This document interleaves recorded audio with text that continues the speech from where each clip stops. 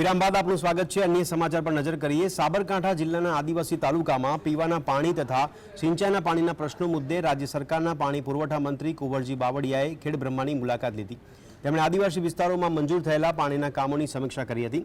સાથે બાવળકાંઠિયા અને પોશીના જૂથ યોજના અંતર્ગત બનાવેલા 32 MLD વોટર ટ્રીટમેન્ટ પ્લાન્ટ તેમજ વિજયનગર તાલુકાના હણવાવ જળાશય યોજનાની પણ તેમણે સમીક્ષા કરી। તેની સાથે જ પાણી પુરવઠા વિભાગના અધિકારીઓ પણ ઉપસ્થિત રહ્યા હતા। નોંધનીય છે કે પોશીના વિસ્તારમાં હાલમાં પણ પાણીના પ્રશ્નો યથાવત છે તથા નલ સે જલ યોજનાની કામગીરીમાં પણ મોટા છબરટા સામે આવે છે। ત્યારે અધિકારીઓને બદલે તેમણે પોતે લોકો સાથે મુલાકાત કરી હતી તો યોજનાઓની ખરી વાસ્તવિકતા જાણવા મળી હતી। આ કામો ક્યાંક થોડા વિલંબમાં ચાલતા હોય તો સમયસર પૂર્ણ થાય અને આખા આ ટ્રાઇબલ વિસ્તારની અંદર પીવાના પાણી માટેની સુવિધા સમયસર ઉપલબ્ધ થાય અને જોડે જોડે સિંચાઈના કામો પણ સમયસર પૂર્ણ થાય અને એમની જે માંગણી છે એ માંગણીઓ પણ વહેલી તકે મંજૂર થાય અને કામ થાય એ માટે દરેક તાલુકામાં મુલાકાત ગામની મુલાકાત લઈ અને સૂચનાઓ અમારા અધિકારીઓને આપી છે।